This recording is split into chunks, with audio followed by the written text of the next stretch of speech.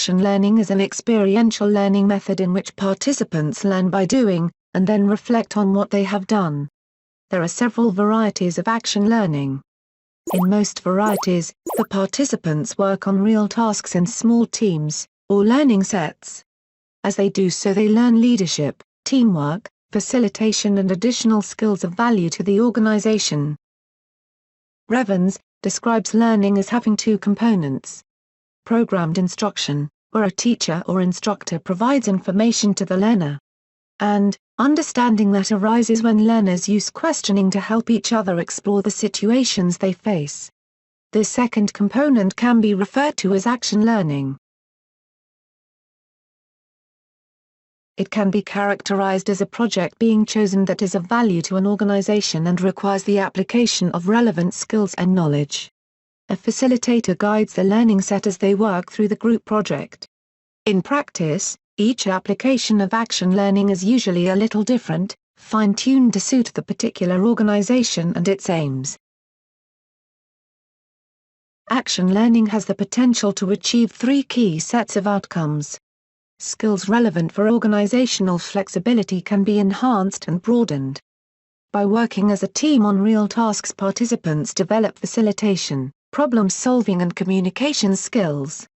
Important organizational tasks and outcomes can be achieved. The projects are sufficiently complex that the team has to engage in collaborative problem-solving to achieve an outcome. And the organization can develop more innovative and flexible people, that in turn can lead to positive cultural change.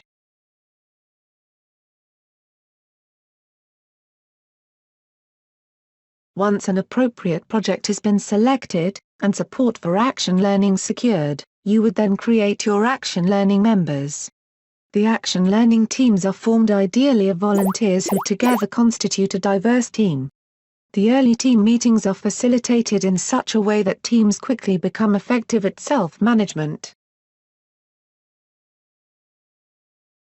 When group members meet, they would begin by discussing their experience of implementation, identifying issues, or potential issues, they have encountered.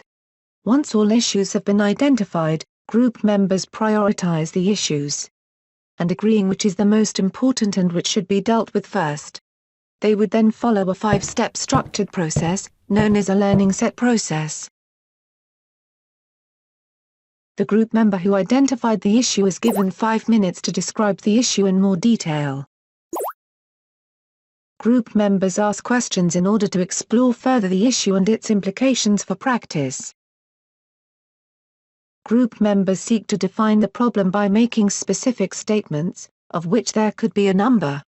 The individual group member would prioritize these statements into a list and create a question to ask the learning set, related to practice. Group members offer solutions, answers, and/or advice to the problem. This should lead the individual member to identify actions to be implemented. These should be specific and achievable. All members have the opportunity to reflect on the overall process, including the individual member, the group as a whole, and the facilitator. This process is described as double-loop learning, since the learning process occurs through the exploration and exchange of ideas between practitioners, as opposed to single-loop learning of more traditional classroom-based training where an expert imparts information to the learner. Once the learning set have created strategies for issues encountered, it is essential this is fed back through organization structures. This is referred to as the feedback loop.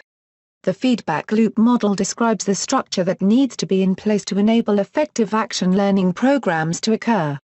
This enables whole organizations to become part of this reflective learning model.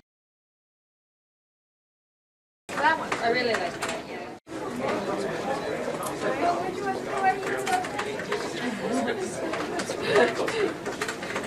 Well, that one, I really like that, yeah.